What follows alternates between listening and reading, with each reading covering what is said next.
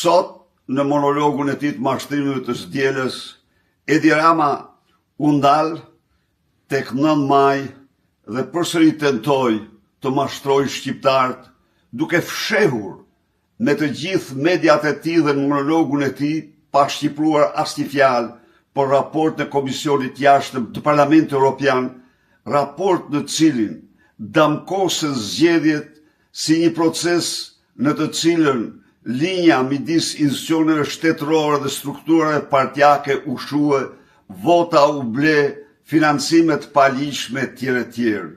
Në këtë raport theksohet se heqja e imunitetit duhet të bëhet pa asnjë pengesë dhe me përparësi, ndërkohë që Lubi Balluku vazhdon sot e kësaj dite të jetë zëvendës kryeministër në hije me të gjitha funksionet e saj. Raporti denon rrokullisjen e Shqipërisë në korrupsion në 9 vende më poshtë se ç'ishte natyrisht dhe mburojnë që Edi Rama u bëri lindave të tij të Akshit.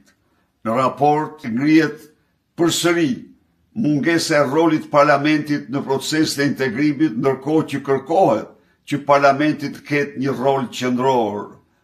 Denoncohet qëndrimi i qeverisë ndaj minoriteteve, ndaj mediave, qëndrimi i papërgjegjshëm ndaj fëmijëve shqiptar, ku sipas raportit gjysmë e tyre jetojnë të përjashtuar apo në rrezik varfërie. Dënohet me forcë Ballkani i hapur dhe nismat e tjera, siç ishte letra Vučić-Rama në Frankfurt Allgemeine Zeitung, si përpjekje për të minuar procesin e integrimit.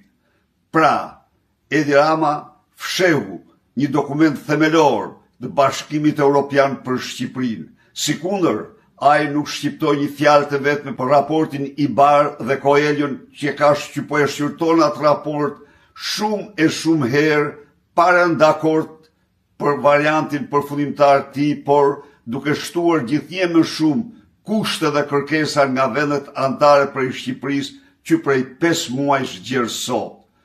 Në monologun e tij, ai foli për një startup i cili duket se është diella e mediave.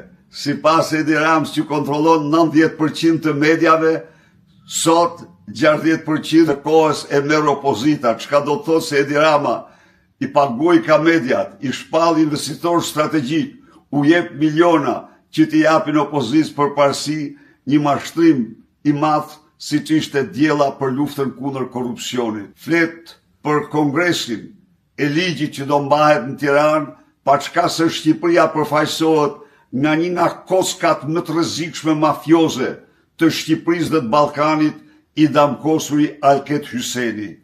Këto ishin çështjet në të cilat sot ai mashtroi më shumë.